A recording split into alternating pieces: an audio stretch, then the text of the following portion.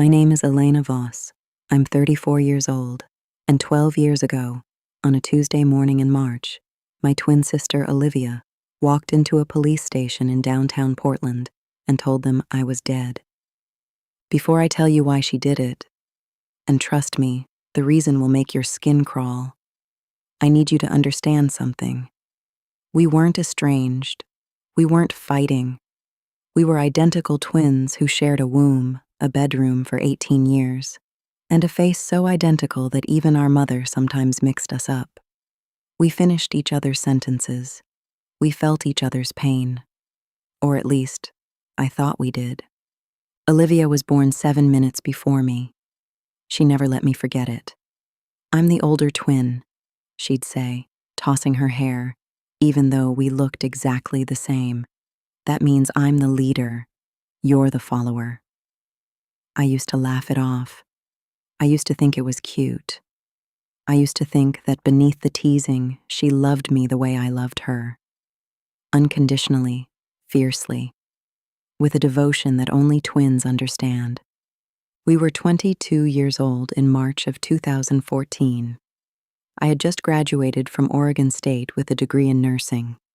Olivia had dropped out of community college in her first year and was working as a receptionist at a dental office. She lived in a studio apartment in Southeast Portland. I lived in a shared house near Alberta Street with 2 roommates from school. On March 15th, 2014, I drove to Olivia's apartment to drop off a birthday gift. Our birthday was March 17th. We were turning 23. I had bought her a necklace, a delicate silver chain with a small pendant shaped like 2 interlocking hearts. Twins. Together, forever. She wasn't home. I left the gift on her kitchen counter with a note. "Happy early birthday, Liv. See you Tuesday. Love, Elle." I never made it to Tuesday. That night, I went to my shift at Providence St. Vincent Medical Center. I worked the overnight in the pediatric ward. I got off at 7 a.m., drove home, and fell into bed. I slept until 4 p.m. When I woke up, my phone was dead. I plugged it in. It exploded with notifications. 47 missed calls, 32 texts, voicemails from numbers I didn't recognize, a text from my mother that just said, "Please call me, please." A text from my father that said, "We know, we love you, we're here." I didn't understand. I called my mother back. She answered on the first ring. Her voice was raw, broken, like she had been crying for hours. "Mom?" I said. "What's going on?" Silence. Then, "Elena?" "Yes, it's me." "Mom, what's wrong?" "Elena," she whispered. "Oh my God. Elena, you're alive." "Of course I'm alive," I said. I laughed, nervous. "Mom, you're scaring me. What happened?" She didn't answer. I heard her drop the phone. I heard my father's voice in the background, shouting something I couldn't make out. Then the line went dead. I called back. No answer. I called Olivia. No answer. I called my father. No answer. I got in my car and drove to my parents' house in Lake Oswego, my hands shaking so badly I could barely grip the wheel. When I pulled up, there were cars everywhere. My aunt's Honda, my uncle's truck, my grandmother's Cadillac, and a black sedan I didn't recognize. I walked through the front door. The house was full of people. My mother was sitting on the couch, surrounded by aunts and cousins, her face swollen from crying. My father was standing by the fireplace with a man in a dark suit. Everyone turned to look at me, and everyone screamed, not just gasped, screamed. My Aunt Maria crossed herself. My cousin Diego dropped a glass. My mother stood up, swaying, and fainted. I stood in the doorway, my nursing scrubs still on from my shift, and I realized something was terribly, impossibly wrong. "Where is Olivia?" I asked. No one answered. My father walked toward me, slow, like I was a ghost he was afraid would disappear. He reached out and touched my face. His hand was ice cold. "Elena," he said. His voice was barely a whisper. "They told us you were dead. Olivia told us. The police told us. They found your car in the Willamette River. They found your purse, your phone, your ID. They said you drowned. They said it was an accident. They said, He couldn't finish. He pulled me into his arms and held me so tight I couldn't breathe. I looked over his shoulder at the room, at the faces, at the black sedan, at the man in the dark suit who was staring at me with an expression I couldn't read. "Who is that?" I asked. My father let me go. He turned around. The man in the suit stepped forward. He held out a badge. "Detective Raymond Cole, Portland Police Bureau," he said. "And I think you and I need to have a very long conversation, Ms. Voss. Because according to every record we have, you've been dead for 22 hours. But here's what they didn't know. The car in the river wasn't mine. The purse wasn't mine. The ID wasn't mine. Someone had staged my death. And I was about to find out that the person who did it was the one person I trusted more than anyone in the world." I didn't cry. Not at first. I think shock acts like anesthesia. It keeps the pain at bay just long enough for you to function. I sat in my parents' kitchen at 5 p.m. on March 16, 2014, still wearing my nursing scrubs, holding a cup of coffee my aunt had pressed into my hands, while Detective Cole explained exactly what my sister had done. "The vehicle registered to you, a 2009 Honda Civic, was pulled from the Willamette River near Selwood Bridge at approximately 6:30 a.m. yesterday morning," he said. His voice was careful, measured, the voice of a man who had delivered bad news before, but never quite like this. A passerby noticed tire marks on the embankment and called 911. When our dive team recovered the car, they found a purse inside. Inside the purse was a wallet. Inside the wallet was a driver's license. Elena Marie Voss, date of birth, March 17, 1991, your photo, your address. He slid a photograph across the kitchen table. It was my license, the one I had reported missing 3 months earlier. I had torn my room apart looking for it. I had accused my roommates of moving it. I had paid $28 for a replacement at the DMV. "That's my old license," I said. "I lost it. I thought I lost it." "You didn't lose it," Cole said. "It was used to identify the body that wasn't in that car.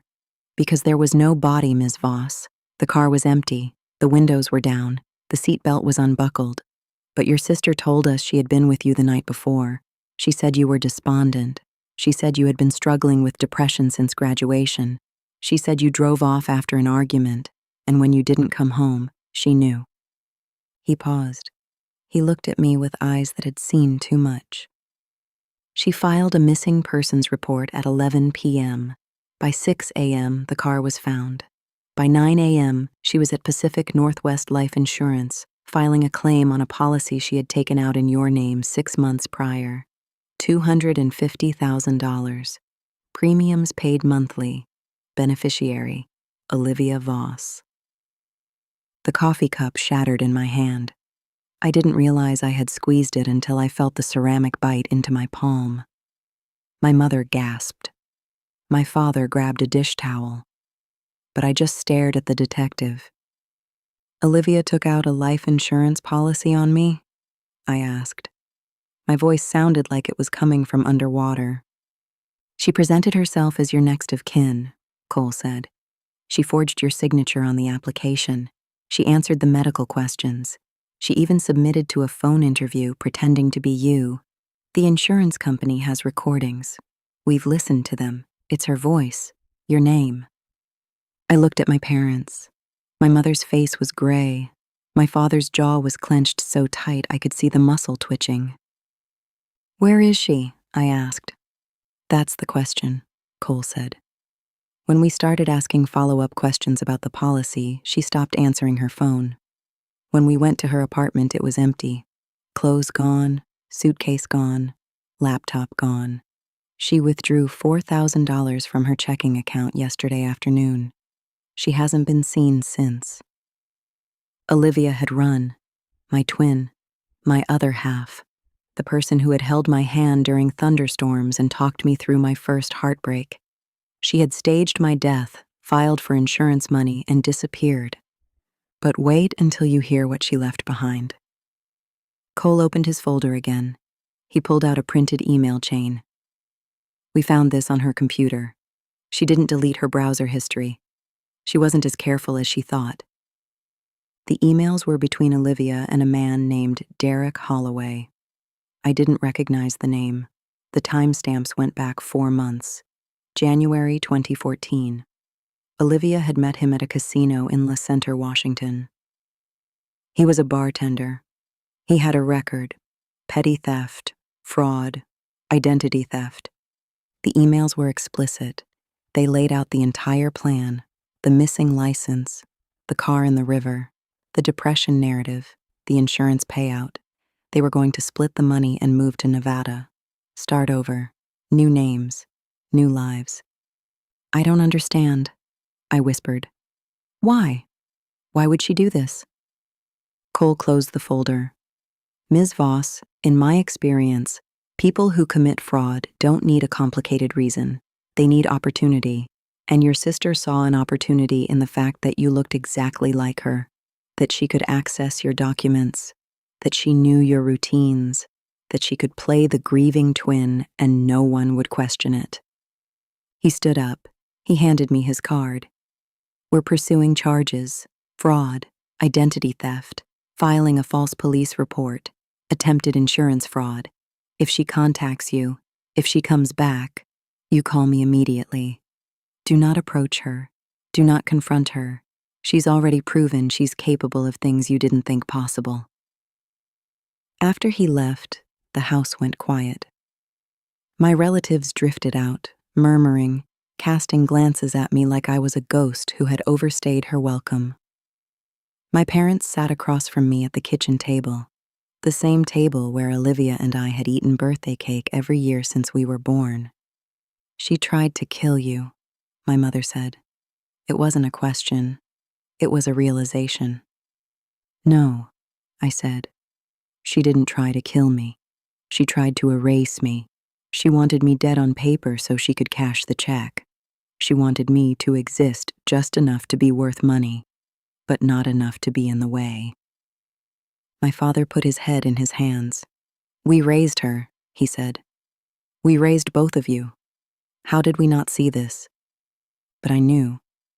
I had always known.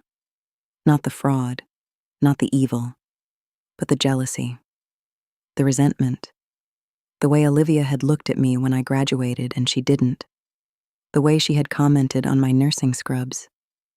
You think you're so special, she had said once, drunk at a bar. You think you're better because you have a degree. But I'm the pretty one. I'm the fun one. I'm the one people actually like. I had laughed it off. I had told her she was being silly. I had hugged her and bought her another drink. I didn't know I was hugging a woman who was already planning my funeral. I didn't sleep that night. I sat in my childhood bedroom, the room Olivia and I had shared until we were 12, before she demanded her own space because twins need individuality. And I stared at the wall between our beds where we had once taped photos of boy bands and quotes from movies. The tape marks were still there, yellowed rectangles on faded paint, ghosts of a sisterhood that had died long before Olivia tried to bury me. At 3 a.m., I made a decision. Not a wish, not a prayer. A decision. I would not let her win. I would not let her erase me. I would not spend my life looking over my shoulder, wondering if the woman with my face was out there cashing checks with my name. But I also knew I couldn't stay in Portland. Every mirror would be a trap. Every blonde woman on the street would make my heart stop. Every time someone called out, Elena, I would wonder if they were looking for her or for me. I applied for nursing positions in Chicago, in Denver, in Phoenix. I got an offer at Northwestern Memorial Hospital. I packed my belongings into 2 suitcases. the same number I had left for college with, the same number I would have been buried with if Olivia had succeeded. I said goodbye to my parents. I promised to call. I promised to visit. I promised I was okay. I was not okay. I arrived in Chicago on April 3rd, 2014. I rented a studio apartment in Rogers Park near the lake. It was small, it was cold, it was mine. I started work in the cardiac unit at Northwestern. 12-hour shifts, exhausting, beautiful, life-saving work. I held the hands of patients who were actually dying. I comforted families who were actually grieving. I learned the difference between real loss and manufactured tragedy. And I changed my name. Not legally, not yet, but professionally, socially, quietly. I started going by my middle name, Marie. I cut my hair. Olivia and I had always worn it long, the same honey blonde waves, and dyed it a shade darker, closer to wheat than to honey. I wore glasses I didn't need. I stopped wearing makeup. Small changes, invisible changes, but enough that when I looked in the mirror, I saw myself. Not her, not the ghost she had tried to create. The police never found Olivia. Not in 2014. Not in 2015. Not in 2016. The case went cold. The insurance company denied the claim, obviously, and pursued its own civil suit against her. But she had vanished. Derek Holloway turned up in Reno, working at a casino under an assumed name. He claimed Olivia had never shown up. He claimed he didn't know where she was. He served 18 months for identity theft and disappeared into the Nevada desert. I told myself I didn't care. I told myself I had moved on. I built a life. I became Marie Voss, cardiac nurse, reliable colleague, quiet neighbor. I dated a man named David for 2 years before realizing I couldn't tell him the truth about my past without sounding insane. I ended it. I told myself it was for the best. But here's what they didn't know. Every March 15th, I woke up sweating. Every time I saw a blonde woman in a crowd, my chest tightened. Every time I filled out paperwork and had to write Elena as my legal first name, I felt her hands on my identity, pulling it apart like bread. And every year, on our birthday, I searched her name online. Olivia Voss. Nothing. No social media, no credit records, no arrest warrants. She had become a ghost. The irony was not lost on me. Then, in February of 2024, everything changed. I was 34 years old. I had been promoted to charge nurse in the cardiac unit. I had bought a condo in Lincoln Park. I had a cat named Wallace and a therapist named Dr. Rebecca Hart, who had finally convinced me that what happened was not my fault. I had almost stopped looking over my shoulder. Almost. On February 14th, Valentine's Day, I came home from a shift to find a package on my doorstep. No return address. Standard brown cardboard. I almost didn't open it. I had trained myself to be suspicious of unexpected things. But it was small, light, harmless looking. I opened it in my kitchen, standing over the sink, Wallace weaving between my ankles. Inside was a funeral program. Thick cream cardstock, embossed lettering, a photograph of a woman on the front page, and my hands started shaking before I even read the name. Olivia Marie Voss, 1979 to 2024. Wait, no, not 1979, 1991, our birth year. But the program said 1979, and the photo was wrong. It was Olivia, yes, but older, heavier. Her hair was different. Her face was lined. She looked like our mother. She looked like what I would look like if I had lived her life instead of mine. I read the program with trembling hands. Celebration of life for Olivia Marie Voss, beloved daughter, sister, friend, taken too soon by a sudden illness. Please join us as we honor her memory. The service was scheduled for February 24th, 2024, at a funeral home in Portland, Oregon. The same city I had fled. The same city where she had tried to kill me on paper. And then I saw the final line. The line that made me drop the program into the sink and grip the counter to keep from falling. In lieu of flowers, donations may be made to the Olivia Voss Memorial Fund for Depression Awareness. Please make checks payable to Olivia Voss Memorial Fund. She had faked her own death. My twin. My murderer. My ghost. She had faked her own death and was now collecting donations in her own name. But wait until you hear what I did next. Because I didn't call the police. I didn't throw the program away. I booked a flight to Portland, and I decided that if Olivia Voss wanted a memorial service, she was going to get one, with the guest of honor in attendance. I flew into Portland International Airport on February 23rd, 2024. I hadn't been back in 12 years. The mountains were the same, the rain was the same, the smell of evergreens and wet pavement was the same. But I was not the same woman who had fled this city with 2 suitcases and a shattered heart. I checked into a hotel near the airport. Not fancy. Anonymous. I spent the evening preparing, not emotionally. I had done that work in therapy. But practically, I laid out my clothes. A black dress. Simple. Respectful. Ironic. I studied the funeral program for the 100th time. Olivia Marie Voss, 1979 to 2024. The birth year was wrong. I had told myself it was a typo, a careless mistake from a grief-stricken family.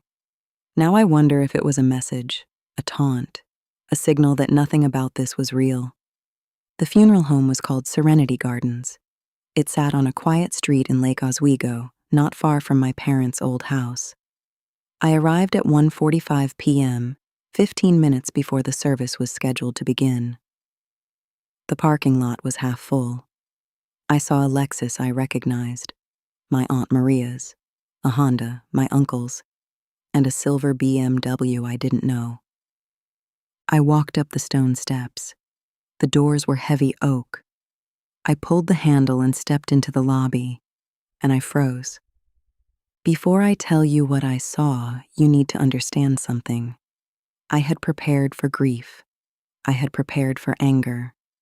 I had prepared to see my sister's face on a memorial card and feel the complicated avalanche of rage and sorrow that would come with it. But I had not prepared to see my own name. There, on a brass easel in the center of the lobby, was a sign. White letters on black felt, elegant, somber, final. Memorial service for Elena Marie Voss, beloved daughter, sister, friend, 1991 to 2024, Grand Chapel, 2 p.m. I read it 4 times. My hands went numb. The funeral program in my purse, the one for Olivia, suddenly felt like a ticket to a different movie, a different lie. Olivia hadn't sent me notice of her own death. She had sent me an invitation to my own. I walked toward the Grand Chapel on legs that didn't feel connected to my body. The doors were open. Inside, rows of chairs faced a small stage. On the stage was a large photograph of me, my college graduation photo, the one where I was smiling, holding my nursing degree, my hair still long and honey blonde, before Chicago, before Marie, before the cut and the dye and the glasses. Beneath the photograph was a closed casket, white, sprayed with lilies and white roses, and on a pedestal beside it, an urn. An urn. They were claiming they had my ashes. I found a seat in the back row. The chapel filled slowly. I saw faces I hadn't seen in 12 years. Neighbors, family friends, my Aunt Maria, her hair now gray, dabbing her eyes with a tissue. My Uncle Diego, his shoulders stooped. And in the front row, my parents. My father was in a wheelchair. My mother sat beside him, her hand in his. They looked older, fragile, but they were there. At my memorial service. Had they known? Had they been in on it? Or had Olivia lied to them too? At 2 p.m., the music started. A recording of Amazing Grace. The lights dimmed, and a woman walked to the front of the chapel. She wore a black dress. Her hair was honey blonde, styled in the waves we had both worn at 22. Her face was my face. Older, yes. Heavier, yes. But my face. The face I had spent 12 years trying to escape. Olivia. She turned to the crowd. She held a piece of paper. She began to speak. "Thank you all for coming," she said. Her voice was my voice, the same pitch, the same cadence. "Today we say goodbye to my twin, my other half. Elena was taken from us too soon, 12 years ago, and only now have we found the closure to lay her to rest." She paused. She wiped a tear. The performance was flawless. Elena was a nurse, a healer, a gentle soul who struggled with demons she couldn't overcome. I tried to save her. I tried to help her. But in the end, the depression won, and she drove her car into the Willamette River, leaving behind a hole that can never be filled. I felt my blood turn to ice. She was telling the same lie, the same story she had told the police in 2014. But this time, she was monetizing it. This time, she had an urn. This time, she had a casket. "Many of you have asked how you can honor Elena's memory," Olivia continued. "We have established the Elena Voss Memorial Fund for Depression Awareness. Your generous donations will help others who struggle as she did. Please see the table in the lobby. Any amount is appreciated." She set down the paper. She looked out at the crowd. Her eyes swept the back row. And they found me. I was wearing glasses I didn't need.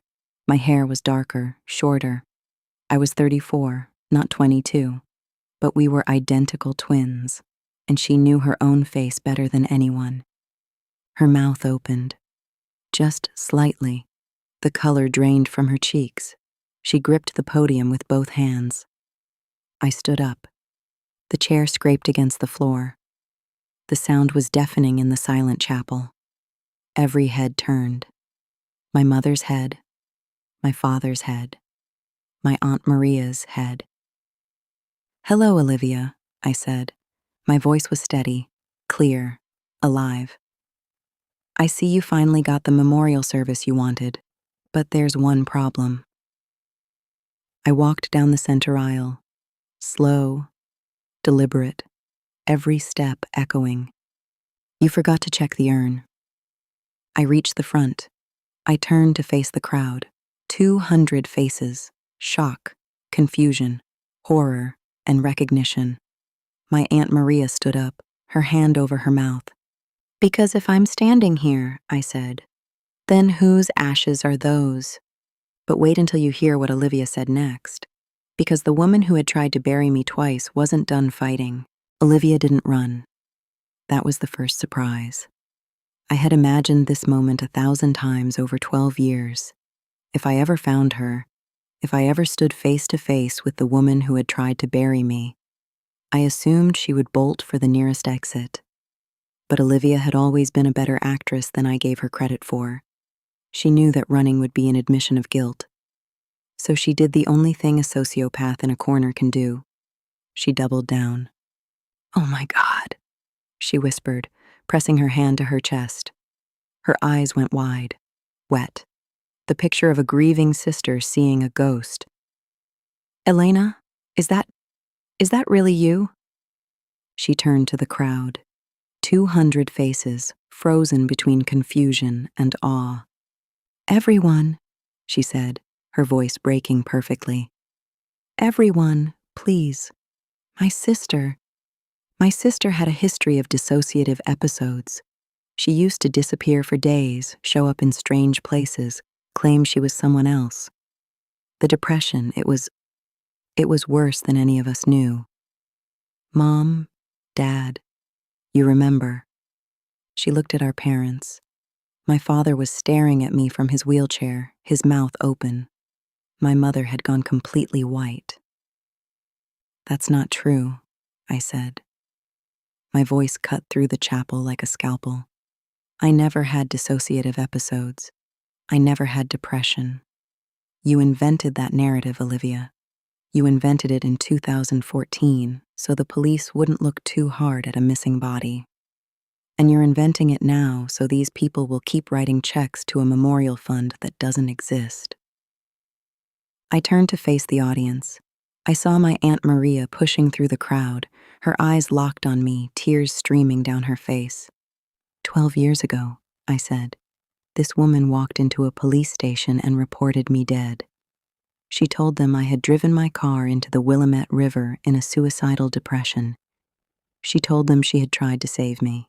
She collected a $250,000 life insurance policy that she had forged my signature to obtain, and when the police started asking questions, she disappeared. I reached into my purse. I pulled out the funeral program she had mailed me, the one for Olivia Marie Voss. I held it up. She sent me this 2 weeks ago, an invitation to her own funeral, or so I thought. But look around. The sign in the lobby says this is a service for Elena Voss. The photograph is mine. The casket is supposedly mine. The urn. I gestured to the white pedestal beside the casket. The urn claims to hold my ashes. I walked to the urn. I picked it up. It was heavier than I expected. I unscrewed the lid. Shall we see what's inside? I asked. Don't! Olivia shrieked. The mask cracked. Her voice went sharp, panicked.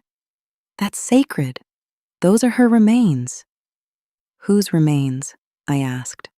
Because according to you, I'm standing right here. So either I'm a ghost or you're a liar. And I think we all know which one it is. I tilted the urn. A fine gray powder spilled onto the white carpet. It smelled like fireplace ash mixed with potting soil. It was not human remains. It was not anything sacred. It was stage dressing. The crowd gasped. A woman in the third row stood up and walked out. Then a man. Then 2 more.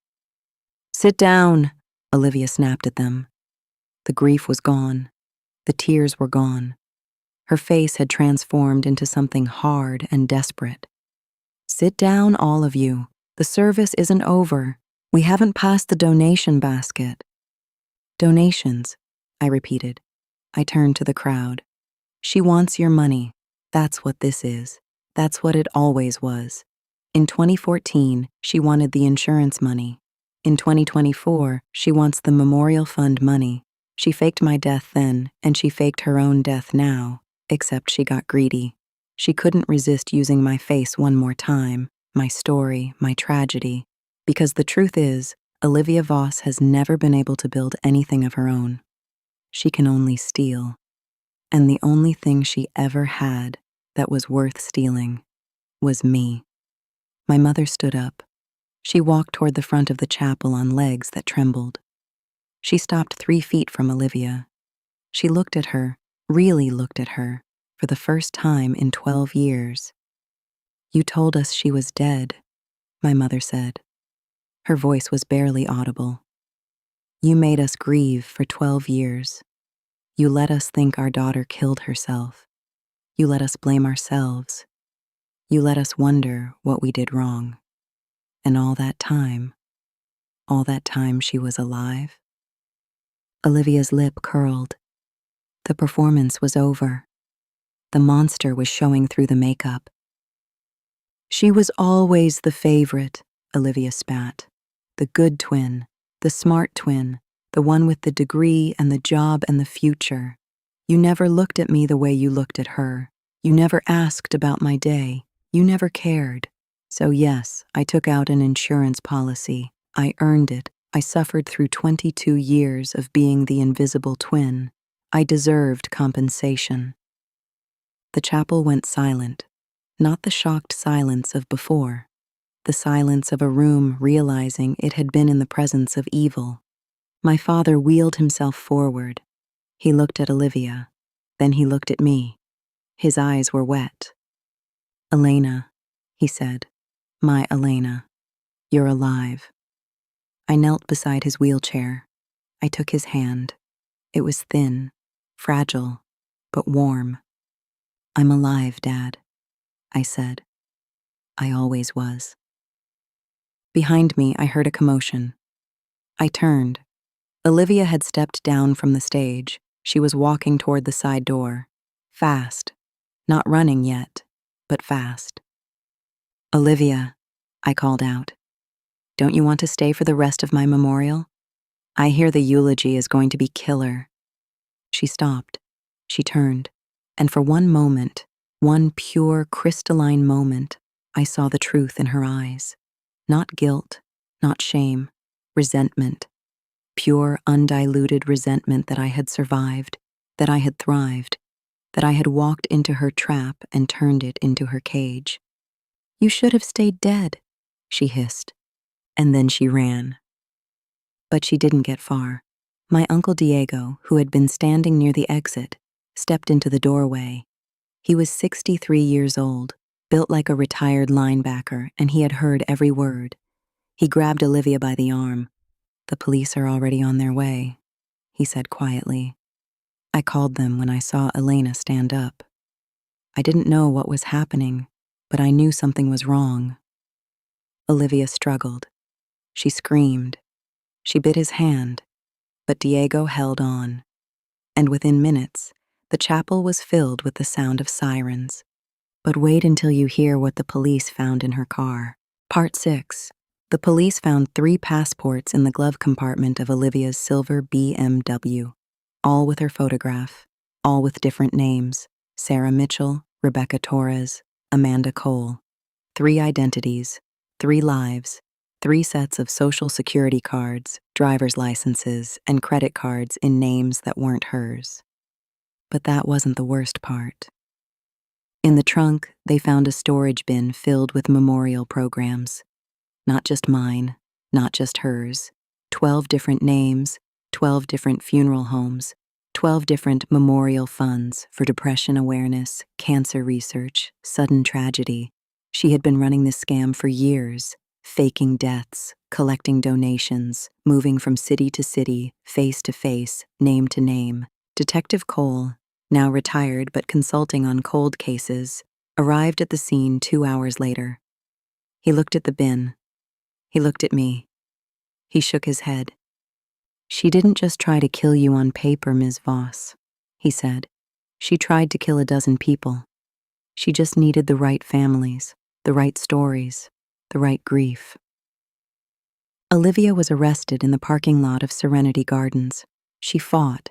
She scratched. She screamed that I had ruined her life, that I had stolen her future, that I was the evil twin. The cameras caught it all. The woman who had once been so careful with her performance was now unraveling in real time, her mascara running down my face, her hands cuffed behind her back. I watched from the chapel steps as they put her in the squad car. She looked at me through the window, not with remorse, with calculation. Even now, even at the end, she was trying to figure out how to use me. My parents came out of the chapel slowly, my father in his wheelchair, my mother holding his hand. They stopped at the top of the steps. They looked at me like I was a miracle, like I was a ghost, like I was the daughter they had lost and found in the same breath. "Elena," my mother said. She reached out. Her hand trembled. "Can you ever forgive us?" I looked at her, at the gray in her hair, at the lines around her eyes, at the woman who had believed my sister over me, who had mourned me for 12 years without ever questioning the story, who had let me go without a search. "I don't know," I said, honest, brutal, necessary. "You believed her. You didn't look for me. You didn't question the lack of a body. You accepted my death because it was easier than accepting that Olivia was a liar." My father wheeled closer. He took my hand. His grip was weak but warm. "We failed you," he said. "We failed both of you. We saw what we wanted to see. We loved the daughter who stayed. We mourned the daughter who left. We didn't know. We didn't know she was capable of this. But I did," I said. The words surprised me. Not the fraud, not the evil, but I knew she was jealous. I knew she resented me. I knew she wasn't happy for my success. And I ignored it. Because she was my twin. Because I thought love was enough to cover darkness. I looked at the squad car. Olivia was staring out the back window. Even from this distance, I could see her lips moving. She was still talking, still performing, for the officers, for herself, for an audience that had stopped watching. "She's sick," my mother whispered. "She's dangerous," I corrected. Sickness implies she couldn't help it. She chose this. Every step, every lie, every forged signature. She chose to erase me. She chose to profit from grief. She chose to break our family, and she would have kept choosing it until someone stopped her. I turned to face them both. The parents who had raised us, who had loved us imperfectly, who had failed me but had also been victims of Olivia's cruelty. "I'm not ready to forgive," I said, "but I'm ready to talk. I'm ready to tell you what happened to me in Chicago. I'm ready to hear what happened to you here. I'm ready to see if there's anything left to rebuild." My mother cried. My father nodded. And for the first time in 12 years, I felt like I might have a family again. Not the same one, not a perfect one, but something real, something earned. The police took my statement. I gave them everything. The original fraud in 2014, the forged documents, the funeral program, the ashes in the urn. I told them about the emails between Olivia and Derek Holloway. I told them about the insurance claim. I told them about the 12 years of looking over my shoulder. Detective Cole closed his notebook. "She's looking at federal charges, Ms. Voss. Wire fraud, identity theft, fraudulent use of passports. The state charges from 2014 are still within the statute of limitations for the fraud. And with what we found in that trunk, she's not getting out for a very long time." I nodded. I should have felt victorious. I should have felt relieved. But I just felt tired, like I had been holding my breath for 12 years and could finally exhale. That night, I stayed at my parents' house. Not my childhood bedroom. That room had been turned into a storage space years ago, but in the guest room downstairs. I lay in the dark and listened to the sounds of the house I had grown up in. The creak of the floorboards, the hum of the refrigerator, the rain on the roof. And I thought about my name, Elena. I had hidden from it for so long. I had become Marie to escape the ghost Olivia had created. But Elena wasn't a ghost. Elena was alive. Elena had survived. Elena had walked into her own memorial service and faced the woman who tried to bury her. I was Elena, and I was ready to be her again. The trial began 6 months later. June 2024. The United States District Court for the District of Oregon. Olivia faced 23 counts of wire fraud, identity theft, conspiracy, and fraudulent use of identification documents. The prosecution called me as their first witness. I walked into the courtroom on the morning of June 14th wearing a navy suit I had bought specifically for this occasion. Not to impress, not to intimidate, to reclaim. The last time I had stood in a courtroom in Portland, I had been a victim. Today, I was a survivor. Olivia sat at the defense table. She wore an orange jumpsuit. Her hair was pulled back in a tight ponytail. No makeup, no jewelry. She looked smaller than I remembered, diminished. But when our eyes met, I saw the same calculation, the same cold assessment, the same question: how can I use this? I took the stand. I swore the oath. I looked at the jury, 7 women, 5 men, all listening with the focused attention of people who had never heard a story like mine. "Ms. Voss," the prosecutor asked, "can you tell us what happened on March 15th, 2014? I told them everything: the nursing shift, the dead phone, the 47 missed calls, the police detective in my parents' kitchen, the insurance policy I never signed, the car in the river, the missing body, the way my twin sister had looked at me across a kitchen table and told me I was dead on paper. Then I told them about the package, the funeral program, the invitation to my own memorial service, the urn, the ashes, the casket, the donation table in the lobby. And when you confronted the defendant in the chapel, the prosecutor asked, what did she say? She told everyone I had dissociative episodes, I said. She told them I was mentally ill. She tried to pathologize me the same way she had in 2014. And when that didn't work, when I opened the urn and proved it was filled with fireplace ash, she ran. Did she show any remorse?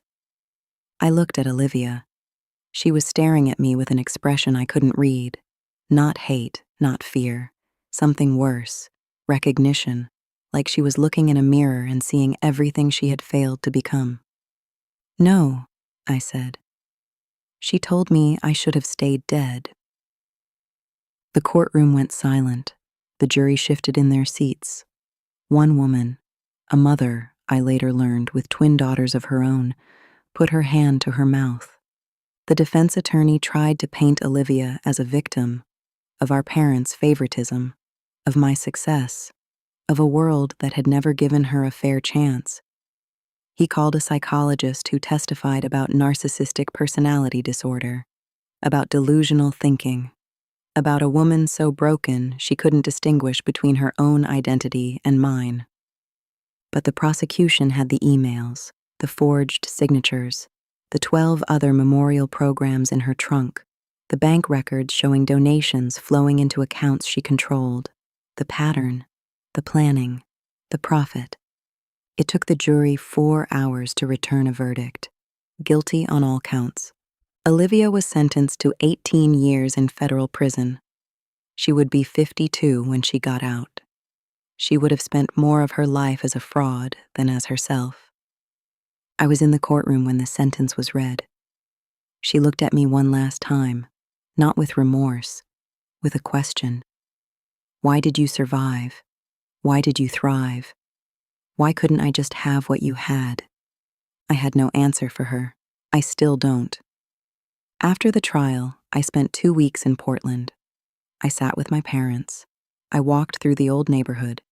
I visited the Willamette River near Selwood Bridge, where Olivia had staged my death. I stood on the embankment and watched the water move. Constant, indifferent, healing. I didn't go back to Chicago, not permanently. I transferred to a hospital in Portland. I rented an apartment in Alberta Street, near where I had lived at 22. I reconnected with friends I had abandoned. I rebuilt relationships I had let decay. And I started a foundation, the Elena Voss Foundation for Victims of Familial Fraud. We help people whose identities have been stolen by family members. We provide legal aid, therapy, housing. We help them become themselves again. My parents volunteer at the foundation, my father answers phones, my mother organizes fundraising events. We don't talk about Olivia often. When we do, it's with sadness, not anger. She was their daughter too. They loved her, they failed her, they failed me. We are all learning to live with that complexity.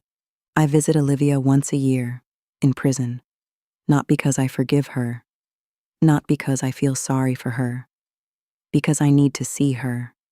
I need to remember what evil looks like when it wears your face.